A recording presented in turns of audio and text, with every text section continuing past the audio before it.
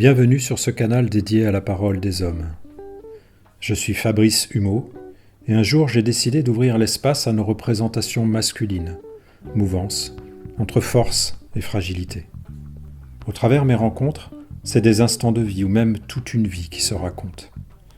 Je suis touché quand j'écoute au travers ces récits l'homme dans toutes ses dimensions, bien au-delà de l'histoire. J'ai rencontré David lors d'une mission chez un client. Les pauses café avec lui étaient interminables. Je ne comprenais pas pourquoi il était si bavard. Il me racontait ce qu'il faisait, les courses pour aller chercher des médicaments pour sa femme, les courses pour manger, aller chercher de l'essence pour leur scooter de son fils qui a 18 ans. Je me demandais pourquoi il était si serviable, mais surtout pourquoi aussi il en faisait autant. J'ai compris un peu plus tard que sa femme n'avait pas toutes ses capacités. Il y a 12 ans, elle a fait un AVC. J'ai voulu en savoir plus, et c'est pour ça que je l'ai interviewé sur ce moment de vie d'il y a 12 ans. J'ai eu le sentiment que c'était la première fois qu'il en parlait. Dans cette interview, il y a des moments de silence. Peut-être que ça va un peu t'agacer, mais je les ai laissés, et pourtant j'en ai coupé beaucoup, je les ai laissés pour qu'on puisse prendre la mesure et que tu puisses prendre la mesure des émotions que David vivait en racontant son histoire. Je te laisse l'écouter. Salut David. Salut Fabrice. Ce que j'avais envie que tu nous témoignes aujourd'hui, et là où j'avais envie de t'interroger, c'est l'histoire que tu vis aujourd'hui avec ta femme, puisque tu m'as dit, il y a longtemps de ça déjà, qu'elle avait fait un AVC. Ouais. Et plusieurs fois, tu m'as parlé de cette relation que tu avais, qui avait énormément changé. Donc voilà, déjà, peut-être, est-ce que tu peux nous poser un petit peu la situation ? Fin 2011, un AVC qui se déclare vers 8h du matin, mais on ne sait pas, on voit rien. Ma femme était sujette à des nausées, à des vomissements en conditions de stress. Elle doit passer un concours pour rentrer dans la fonction publique. Ouais. Et comme elle angoisse, après le petit-déj, elle ne le garde pas. Des céphalées pendant 3, 4, peut-être une semaine qui ont précédé. Je veux l'emmener aux urgences parce que je trouve ça anormal, et elle me dit non, j'ai un concours à passer, donc je laisse faire. T'es ému là.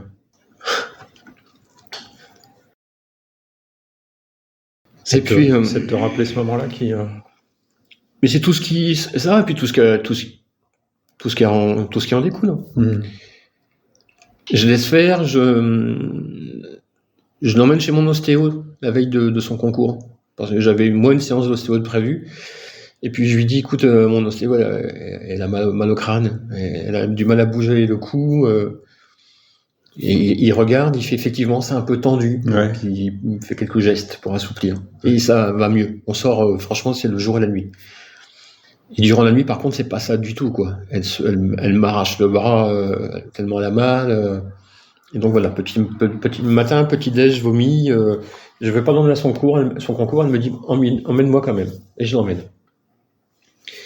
Et je la récupère 4h30 après, et je vois un zombie sortir de la salle d'examen.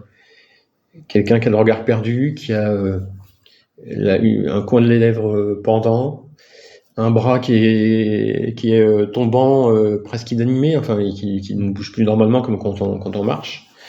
Je la mets dans la voiture, je roule comme un dingue pour l'emmener aux urgences, sauf qu'on a les enfants qui sont à la maison, qui sont âgés de... Ils ont quel âge à ce moment-là ? Florian, il a 11 ans, et son frère Aurélien en a 9. Ouais, ils sont petits quand même. Ils sont petits, donc il y a les enfants à la maison, et elle me dit, et quand je dis elle me dit, c'est... Non, les enfants à la maison, mes parents. Donc, vite, on va à la maison le temps que les papis mamie arrivent. Je la pose dans le canapé et je vois que ce que j'avais pressenti comme étant un début d'AVC, pour moi ça venait de débuter, ne fait qu'empirer. Donc j'appelle les secours, il me passe un médecin, j'ai droit à une longue série de questions, et on me dit on vous envoie quelqu'un. Et je vois personne arriver au bout d'un quart d'heure, donc je rappelle. Et les secours arrivent au moment où je rappelle. Voilà, donc un examen rapide, effectivement, eux aussi voient qu'il y a un truc qui va pas, ils la prennent en charge, on se retrouve en bas de chez nous, dans le camion des pompiers, à attendre le nom de l'hôpital dans lequel on va se rendre. Ouais, ça doit être super long. C'est interminable. Ouais. T'as l'impression de le revivre à ce moment-là. T'étais inquiet? Ah oui, parce que je l'ai vu à 12h30 encore un peu consciente et animée.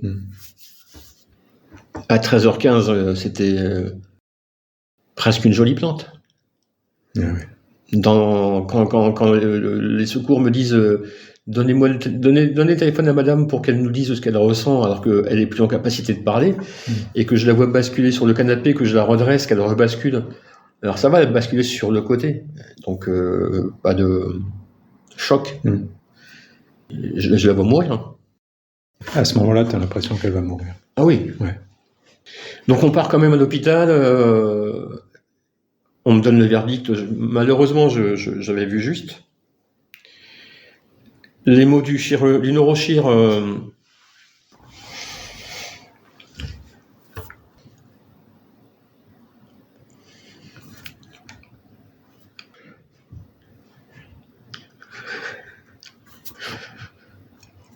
Tu veux qu'on s'arrête un peu?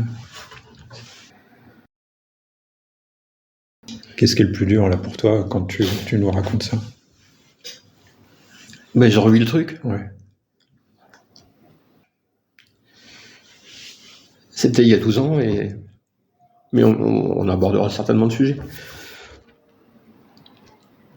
Le neurochir, il sort ma femme de l'IRM, il s'engueule avec le médecin urgentiste, parce que à partir de maintenant, aider sa patiente à lui.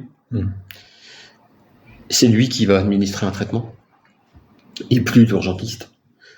Et il me fait rentrer dans une pièce qui doit faire, je sais pas, entre 25 et 30 mètres carrés. Une espèce de fourmilière où il y a plein d'infirmiers, de médecins. Il me fait m'asseoir, il lève juste la tête et il dit aux gens: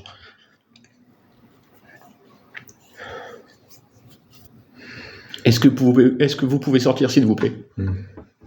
Sans hausser le ton. Et on se retrouve que tous les deux. Donc il me dit que la situation est grave. Je lui dis que je me doute. Il me dit que je ne comprends pas.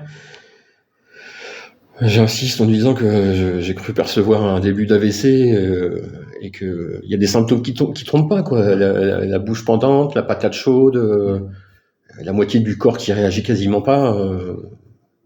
On n'est pas sur un infarctus, quoi. Et il me dit, mais mot pour mot, vraiment, j'ai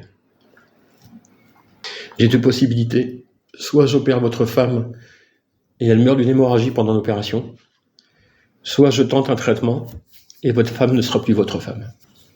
Donc je lui dis, mais on parle pas d'un légume, on parle pas d'une courgette. Et il me dit, ce sera pas mieux. Ce jour-là, David, t'as perdu ta femme? Ouais. Telle qu'elle était, en tout cas. Ouais. Donc il me met en condition en me disant qu'ils sont en train de la monter en chambre, que je vais devoir aller la voir, me mettre sur son côté gauche parce qu'à droite ça réagit plus, que je vais devoir faire comme si tout allait bien pour ne pas l'inquiéter, qu'elle va être légèrement inclinée, tête en bas à 30 degrés, pour faire redescendre le sang au niveau du cerveau, que l'accident vasculaire cérébral a eu lieu il y a plus d'1h30, et donc en expliquant un peu comment la journée et les jours précédents s'étaient passés, lui il pense qu'à 8h du matin c'était déjà l'AVC. Il me demande ce qu'il peut faire pour moi, et donc pour moi il n'y a rien à faire. Je lui dis que tout ce que j'attends de lui et de ses équipes, c'est qu'il donne le maximum pour ma femme. Et on va boire un café, le temps que Béraud monte en chambre et qu'on la mette en place, quoi.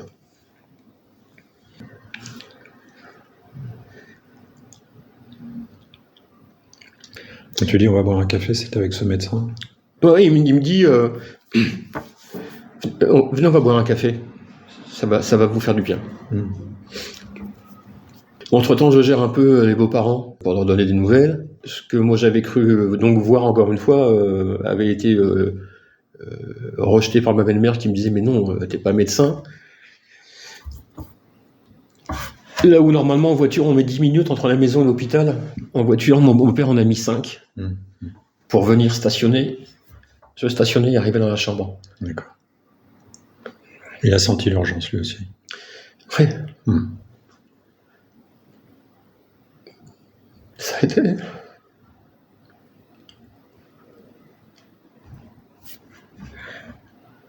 Qu'est-ce qui a été le plus dur pour toi à ce moment-là, quand tu y repenses?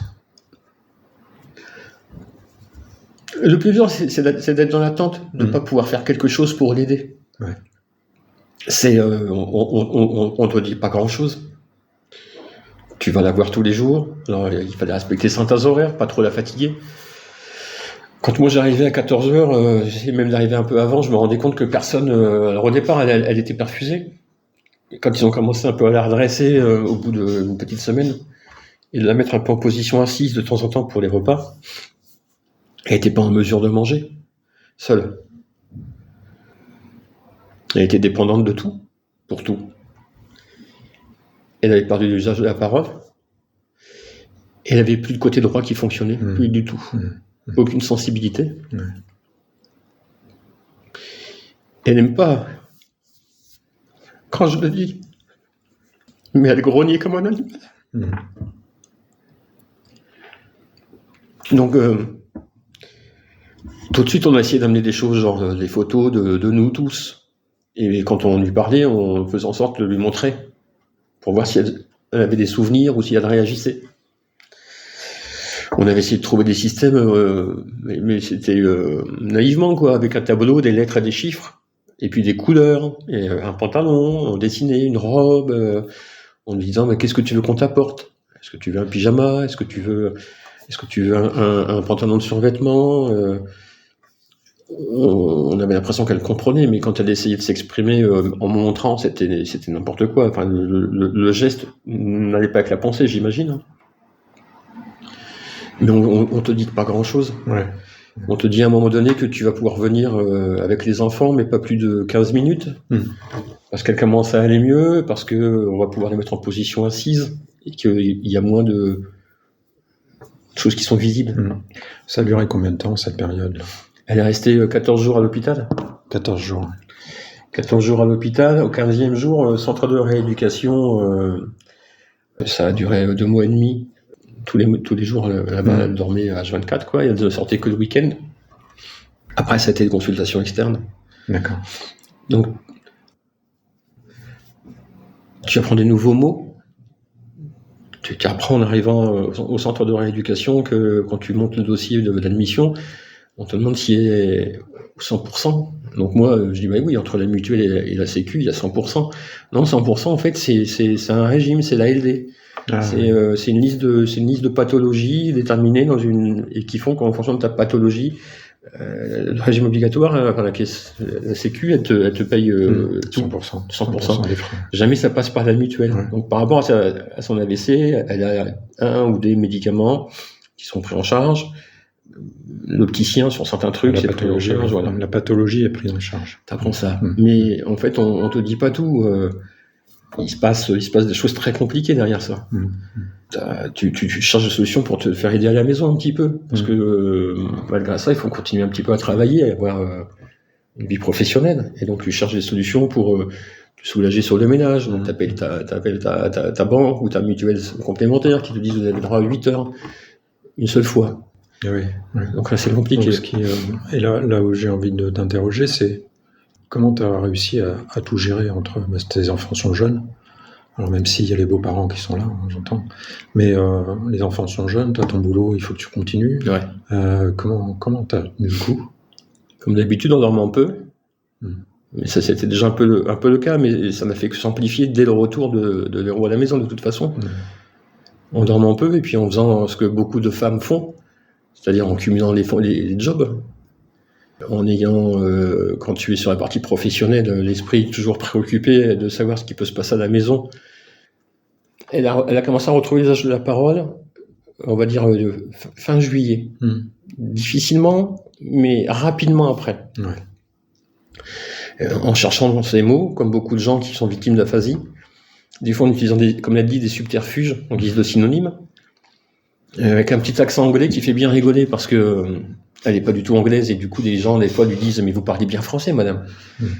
Donc on prend ça avec un peu de dérision parfois, mais en fait t'es seul, tu découvres les choses entre la maladie, on va dire la convalescence. Ouais. Tu découvres les choses au fur et à mesure quoi. Le fameux mot aidant, on t'apprend ce qu'est un aidant au fur et à mesure que tu démarches et que tu fais les choses.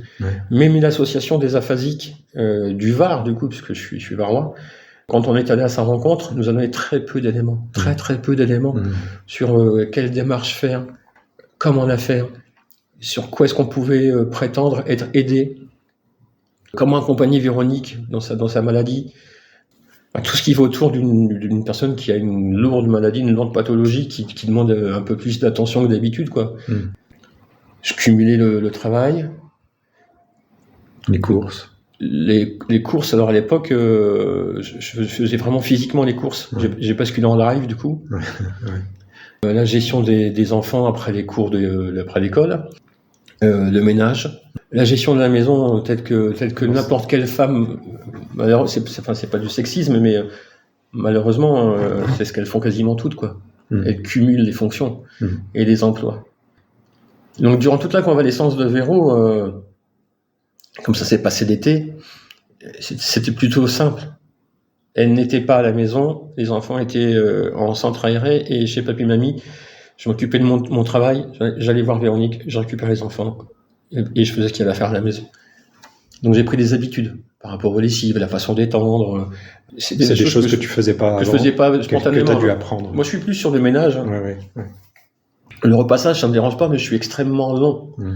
Tant qu'il y a un pli sur une chemise, voilà. Donc puis alors après j'ai cherché les méthodes pour gagner du temps. Mais moi j'ai cumulé les trucs. Et puis quand Véro se levait la nuit pour aller aux toilettes, par exemple, comme un chat, je ne dormais que d'un œil ou d'une oreille. Donc en vigilance tout le temps. Tout le temps, jusqu'au jour où en pleine nuit j'entends badaboum. Et je me lève et aller dans les WC entre le cabinet de toilette et le mur, en pleurs, tremblante, avec le nettoyage des sols à faire. Donc je m'occupe d'elle, je la sors, je la nettoie, je la remets dans le lit, je m'occupe du cabinet de toilette, et elle se plaint. Donc j'appelle les secours, qui viennent la chercher, on repart à l'hôpital. Et donc j'explique ce qui se passe, ils me envoient faire une IRM, et ils me disent votre épouse elle est épileptique, en plus d'avoir fait un AVC. S'en suit 6 mois de traitement, 3 traitements différents. J'ai récupéré une femme qui a la peau sur les os. Une prisonnière d'un camp qui sort. Ah oui, l'image elle est forte. Et un zombie, vraiment. Elle errait dans la maison. Et donc je l'emmène à Marseille. Il y a un hôpital Gasto, spécialisé dans l'épilepsie. Ils font que ça. Et on passe une matinée entière dans l'hôpital. Et à l'issue du rendez-vous, on nous dit, votre épouse n'est pas épileptique, elle a fait un malaise vagal. Tout ça pour ça. Pour un pic, sur une mesure, sur un électroencéphalogramme, un pic. 6 mois de perdu. Plusieurs kilos de perdu, elle en a repris, mais c'est pareil, quoi. Enfin, elle n'est plus ce qu'elle était. Dans bien des domaines. Physiquement, mentalement, moralement, d'un point de vue de l'énergie. Elle est comme une pile alcaline. Elle a une quantité d'énergie à dépenser dans la journée qui est variable. Et puis, elle ne sait pas si, quand elle va se lever, elle va être en mesure de faire des choses et si elle va être bien déjà pour les faire. Donc la question au réveil, c'est comment je me sens et comment j'anticipe ma journée. D'accord. Ok. La journée, c'est une petite liste parce qu'elle a du mal à se à gérer. Là, tu me parles de ce qui se passe aujourd'hui, maintenant. Même encore maintenant, au bout de 12 ans. 12 ans, ça fait 12 ans maintenant. Elle a du mal parfois à gérer l'espace-temps. Ouais. S'il y a un truc qui vient la contrarier ou la perturber, tout est perdu. Elle ne sait plus dans quel sens elle va devoir faire les choses pour prioriser. D'accord. Donc tout ce que tu as mis en place, là, que tu nous racontais pendant ces premiers mois de la maladie, de la convalescence, c'est quelque chose qui existe encore aujourd'hui. C'est-à-dire que tu continues à faire les courses, tu continues à faire les tâches ménagères. Non, un peu moins. Un peu moins, un peu moins, mais quand même, parce que elle va prioriser certaines autres tâches plutôt que faire la poussière ou envoyer l'aspirateur. Mais quand on est sur des tâches plus en profondeur, un nettoyeur vapeur, ça va être moi, un nettoyage des sols, des vitres plutôt moi, parce qu'on n'a pas la même façon de faire, et du coup on chamaille parce que j'aime pas sa façon de procéder. Ouais. Là tu me parles de l'intérieur de la maison, mais tout ce qui va être nécessité d'aller à l'extérieur, et encore par rapport à tes enfants aujourd'hui, dans toutes ces 12 dernières années, ce qui est... Elle priorise pas. Ça, un truc important, elle va le zapper, et une bêtise, elle va la prioriser. D'accord. On reçoit du courrier, elle prend le courrier, elle le pose sur mon bureau, elle ne l'ouvre pas. Même si c'est marqué monsieur ou madame. Alors, elle lever le banque, il est identifiable, elle ne l'ouvre pas. Sur un dossier à monter puisqu'elle est prise en charge et qu'elle est reconnue comme personne avec un handicap, quand il y a des suivis de dossiers avec la maison de la MDPH, parfois elle oublie de gérer le truc et c'est moi qui passe derrière, qui reprend, qui dit il y a ça à faire. La Sécu, la Sécu lui envoie ponctuellement une fois par an, en gros, un document à remplir, c'est pareil. Comment tu vois la maladie, toi, aujourd'hui? Est-ce que tu la vois toujours malade? Est-ce que tu la considères toujours malade? Ou est-ce que, dans son comportement aujourd'hui, il y a des choses que tu mettrais dans le périmètre de la maladie, puis autre chose pas? Je la considère fragile. Ouais. Parfois influençable, dans le sens où, si on prend par exemple la crise Covid, elle écoutait beaucoup de choses, à droite, à gauche, et c'est souvent le dernier qui avait parlé, et qui était un peu catastrophique, qui avait raison. Il y avait certaines de ces petites lubies où elle aurait pu être une lanceuse d'alerte sur certains sujets à une époque. Elle s'intéressait à des actions que menait par exemple Greenpeace ou d'autres trucs. Et des fois elle disait ça, et quelques années plus tard ça remontait. Donc il y a certains sujets sur lesquels elle va faire des blocages. Ça va être ça. D'accord, c'est la priorité. Et on peut lui dire que non, c'est de l'obsession parfois. Mais je pense que la maladie, sa maladie, puisqu'il n'y a pas un AVC pareil, a accentué ça. D'accord. Mais je reviens sur ma question. Est-ce que j'ai oublié une partie? Je reviens sur ma question parce que je te dis, est-ce que tu arrives toujours à avoir une Véronique malade, ou est-ce que il y a des choses qui, aujourd'hui, parce que ça fait 12 ans quand même, que tu tiens les choses à bout de bras? Un peu, oui. On peut le dire comme ça. Est-ce que c'est encore possible pour toi de voir une femme qui est malade, donc d'être disponible toujours à 100%, ou est-ce que des fois tu aurais envie d'un peu plus de légèreté, ou qu'elle prenne les choses un peu plus en main? Moi, j'aimerais bien qu'elle reprenne un peu les choses en main. Ouais. Mais pour moi, elle est toujours un peu malade. Il s'est passé 12 ans. Il m'arrive d'être préoccupé de son état, oui. Et quand je dois m'absenter même un court instant, de demander au garçon d'être vigilant et de passer ponctuellement, ne serait-ce que pour boire un verre d'eau, pour s'assurer que tout va bien. Donc t'as toujours ça derrière la tête, finalement. Oui. Ça s'en va jamais. Non. Mais tout a changé, de toute façon. Tout n'est plus comme avant. Ouais. Et justement, dans tout ce qui a changé, j'ai envie de te questionner, parce que c'est réservé. Ces interviews sont des interviews d'hommes. L'homme que tu es, le mari que tu es, le papa que tu es, l'amoureux que tu es ou que tu étais. Qu'est-ce qui a changé dans tout ça? Je suis fatigué, je suis à bout de souffle.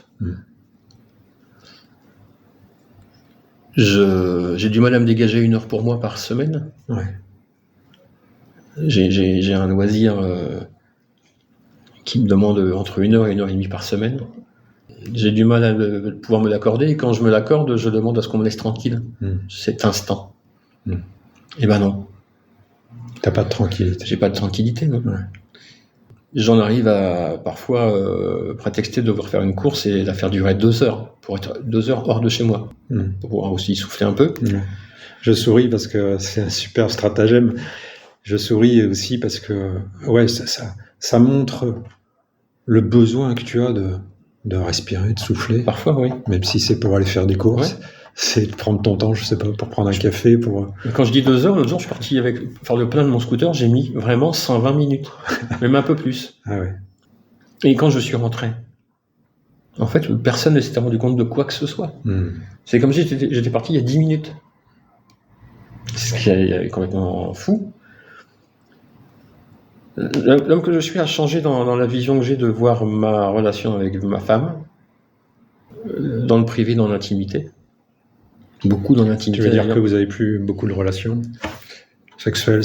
C'est compliqué parce que oui, on en a très peu, très peu. Et sa maladie fait que si on venait à se retrouver le soir, il y a une telle montée d'adrénaline, une telle énergie qui se dégage de ça, qu'elle a du mal après à pouvoir, on va dire, redescendre pour pouvoir s'endormir relativement vite.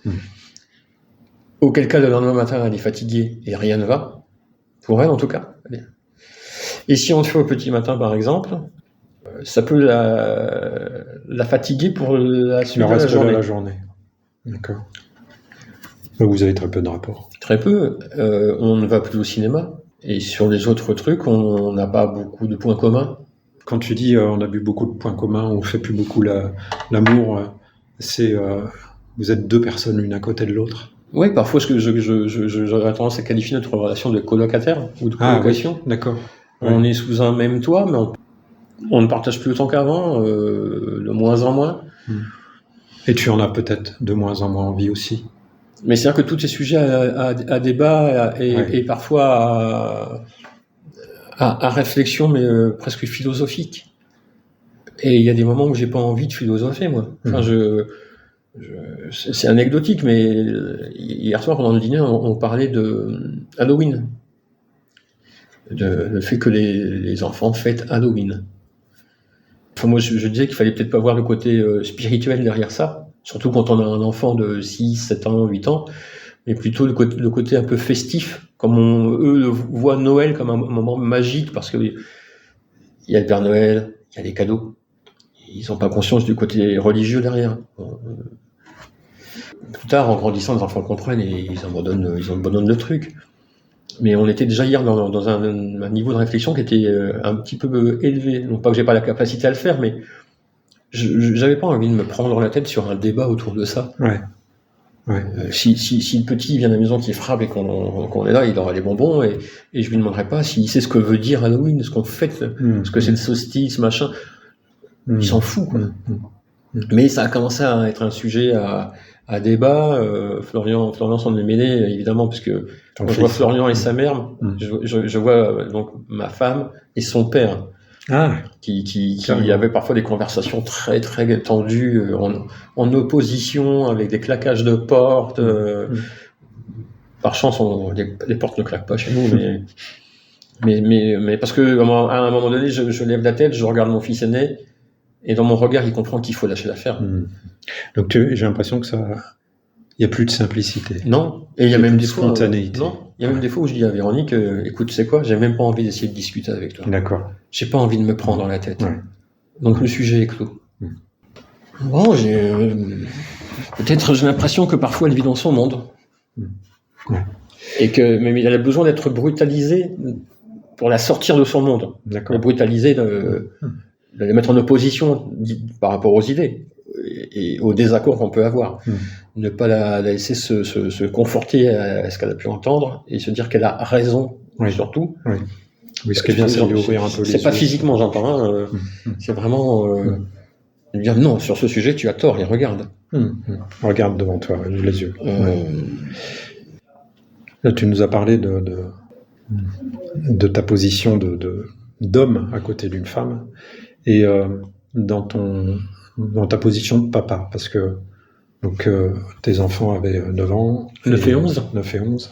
Ils en ont aujourd'hui donc 24 et 22 12 de plus. Ils sont toujours à la maison. Ouais.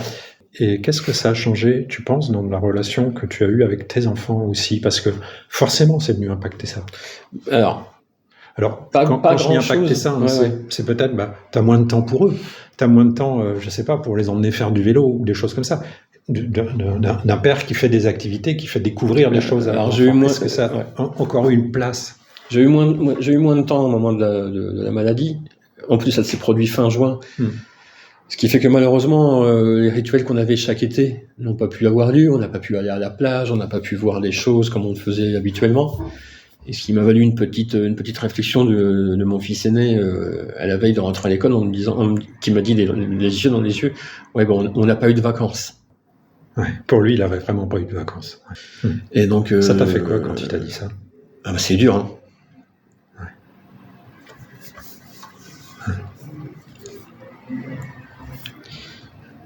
C'est dur parce que c'est un accident de la vie, donc on n'y peut rien. Ouais. C'était pas on ne les a pas punis en ne les emmenant pas à la plage. J'ai quand même réussi sur des moments où on alternait les parents de Véro et moi sur des visites, à m'occuper des enfants, à les emmener faire du manège, à aller à la plage, à prendre 2 heures pour aller manger une glace. J'ai pas forcément été aussi disponible que j'aurais pu l'être si tout s'était correctement passé ou bien passé. Donc on a expliqué aux enfants. Ils l'ont compris sur l'instant, me semble-t-il. Ce que je ne voulais pas s'est produit, c'est qu'on a fourni un téléphone portable aux grands, parce que ça commençait à rentrer au collège. C'était juste pour qu'ils nous appellent s'il y avait un imprévu, un problème. J'ai toujours été disponible pour eux. Et bizarrement, leur premier réflexe en cas de coup dur, même sur une crise de foi, c'est papa. Ça a toujours été papa. Ils sont complices avec leur mère, mais c'est-à-dire qu'ils vont aller se confier à elle. Et c'est peut-être normal, en fait, en même temps. Mais s'il y a un problème, c'est papa. Tu veux dire que la seule personne sur qui ils peuvent compter pour résoudre les problèmes qu'ils ont à ce moment-là, c'est papa. Ouais, même maintenant, mais encore maintenant. Et c'est toujours comme ça, et ça se fera peut-être toujours d'ailleurs. Hier, Florian finissait un dossier d'inscription pour s'engager dans l'armée. Pendant le repas, il m'a demandé si j'avais 5 minutes pour faire une relecture du dossier qu'il présentait ce matin. Il n'a pas présenté le document à sa mère. Ouais. Quand tu regardes tes enfants aujourd'hui, la relation que tu as avec eux, est-ce que tu as le sentiment d'avoir fait ce que tu pouvais? Je crois que oui. Ouais. Je regrette certaines choses, mais je ne suis pas persuadé que ce soit lié à la maladie. Oui, je pense qu'en tant que papa, enfin moi je le suis, il y a plein de choses que je regrette aussi. Non, mais je les trouve un peu trop sédentaires, par exemple. Pas assez décidés à mettre le nez dehors, à faire des choses, même avec leurs amis.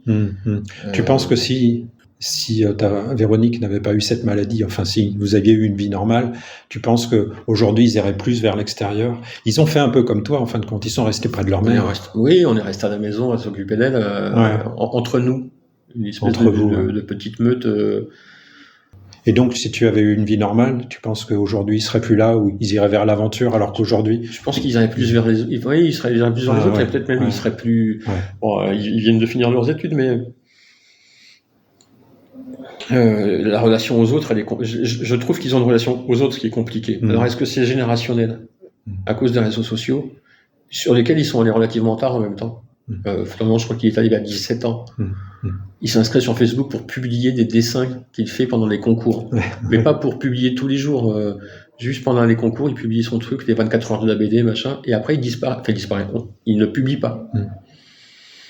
Et Aurélien, il s'est inscrit pour pouvoir suivre des associations sportives, pour pouvoir s'inscrire sur certains événements qui sont annoncés que comme ça. Je les regarde et je suis content de voir ce qu'ils sont.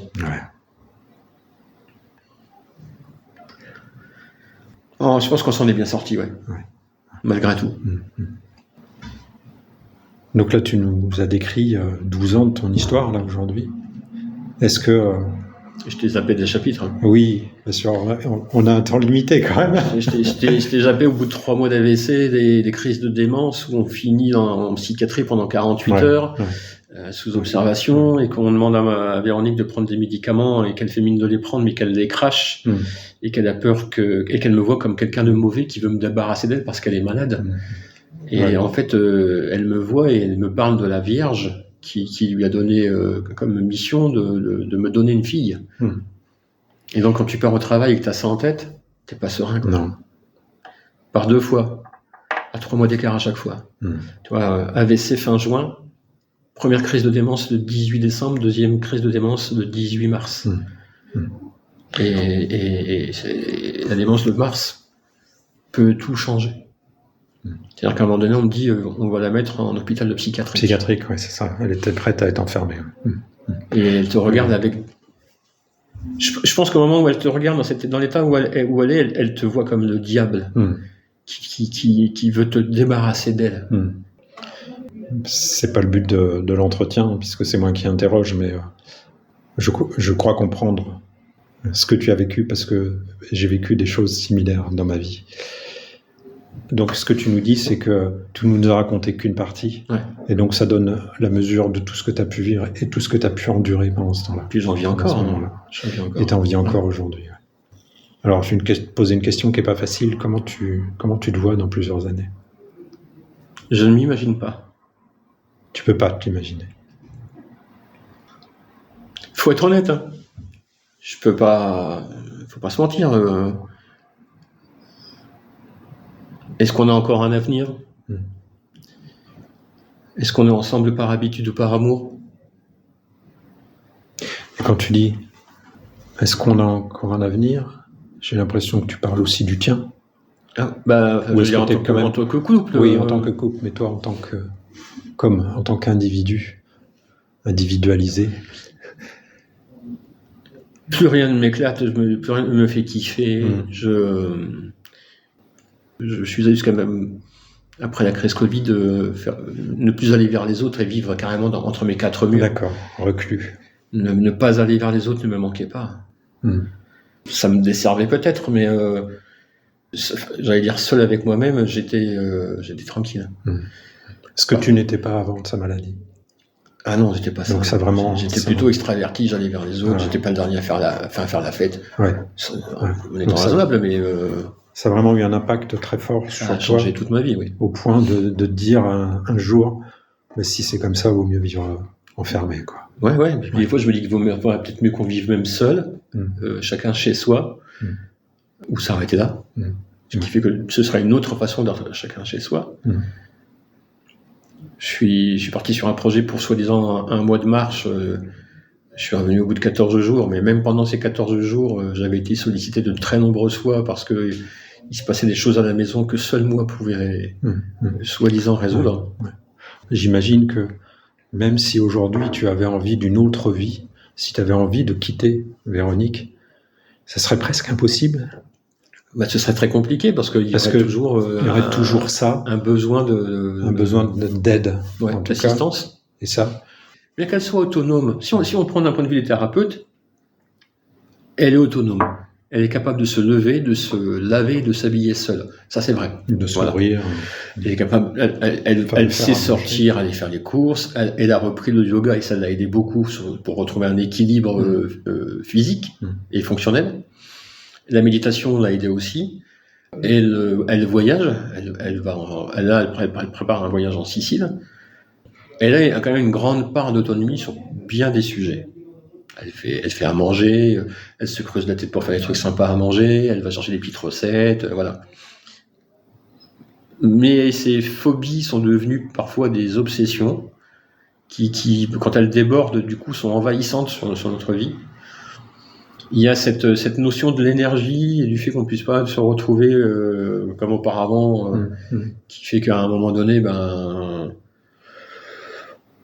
on passe à autre chose. On passe à autre chose et puis je dirais que ça manque plus. Ça manque plus. Ça manque plus. Enfin moi ça me manque plus. Mais c'est pas ce qui fait un couple. C'est pas le physique et l'intime. Je disais en plaisantant, c'est 50% bouffe, 50% cul. Il n'y a plus que la bouffe. Et ouais, maintenant c'est la bouffe. Puis après, bon, bah voilà, on a plus la même fou de toute façon. Hein, quoi. Ouais. Mais la maladie a pas mal compliqué ça. Ouais. Quand tu regardes en arrière l'homme que tu as été, qui a vécu ça, comme si aujourd'hui je te passais ce témoignage là enregistré, que je te le faisais écouter, que tu étais quelqu'un d'autre, qu'est-ce que tu penserais de l'homme qui nous a dit tout ça? Pour avoir un peu écouté les gens qui étaient sur des réunions d'aidants et aussi des malades, en toute modestie, je dirais que je suis quelqu'un de courageux, que j'ai su être fort quand il fallait l'être. Parce que bon nombre de conjoints ou conjointes ont quitté le malade par peur, par bêtise, peu importe. Je suis pas là pour apporter un jugement. Je dirais fort, ouais. Un seul mot, je dirais ce mec il est quand même fort. Mais ça a créé des fragilités chez moi, des brèches. Et les brèches, elles sont grandes. Ouais. Ouais, elle parle de moi comme d'un roc, comme d'un pilier. Et quand Véronique parle de moi, elle dit David, c'est mon roc. Mais le roc, parfois, il se fissure et.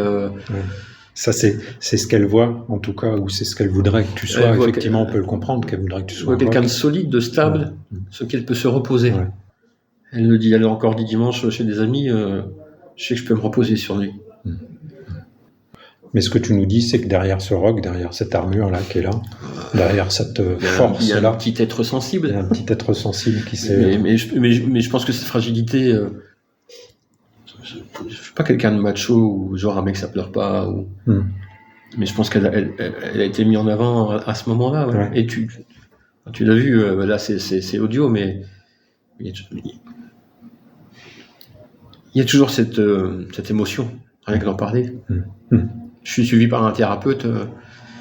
Quand on en parle, ça craque. Il y a tellement de choses que c'est bien que ça craque. Parce que tu vois le truc arriver ou pas, et puis quand il est là, tu peux rien faire. T'es impuissant, tu peux rien faire. Et puis tu vois l'être aimé partir. Et franchement, je la voyais morte. Est-ce que tu parles d'amour, justement ? Est-ce que l'amour est le même ? Alors, bien sûr, pour tout couple, au bout d'une vingtaine d'années, l'amour a un peu changé.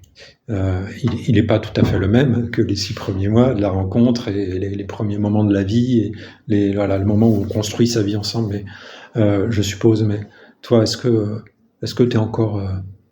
est-ce que cet amour, il est toujours là, malgré tout ? Je m'interroge. Ouais. Ça fait 32 ans qu'on est ensemble. Je m'interroge. Est-ce qu'il a changé ? Parce que ça fait 32 ans et qu'on vit tous pour devenir autre chose. Je vois un tas de couples âgés qui sont ensemble depuis 50, 60, voire plus. Ouais, tu sais même pas si c'est parce qu'il a changé ou c'est parce qu'il est plus là. Ouais. Merci beaucoup, David. Merci, Fabrice. J'ai vraiment été très sensible à l'homme que tu es, que tu as été, parce que quand tu as raconté tous ces épisodes-là, c'est quand même impressionnant. Moi, ça m'a impressionné. Voilà. L'histoire m'a impressionné, et puis je me dis effectivement, comment on peut tenir là ? Et je comprends que l'émotion soit venue, parce que on n'a pas le temps à ce moment-là, on n'a pas la possibilité de craquer. Et je comprends que avec des années de recul, on puisse se donner cette possibilité-là, qui ne pouvait pas se manifester à ce moment-là. Et quand on dit que quand on est dans le danger, on est capable de vivre des choses qu'on ne pourrait pas vivre à un autre moment. Il y a quelque chose dans nos cerveaux qui se bloque parce qu'on est dans l'urgence, parce qu'il faut sauver un gamin, parce que voilà. Et je comprends pourquoi, après des années, si on revient sur ce que tu as vécu, je comprends que l'émotion elle soit là. Il y a juste un truc que j'ai pas dit tout à l'heure, parce qu'on parlait de l'activité professionnelle. Ni mon patron de l'époque, ni mes collègues n'ont su.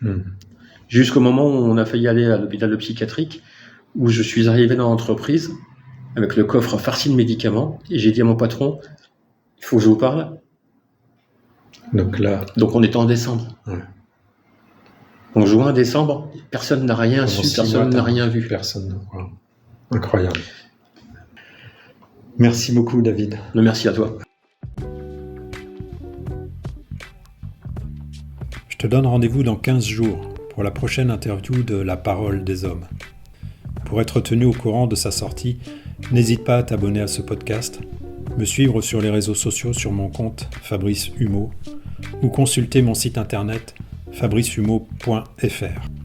Si toi tu as envie de témoigner, n'hésite pas à me contacter à l'adresse contact@fabricehumeau.fr.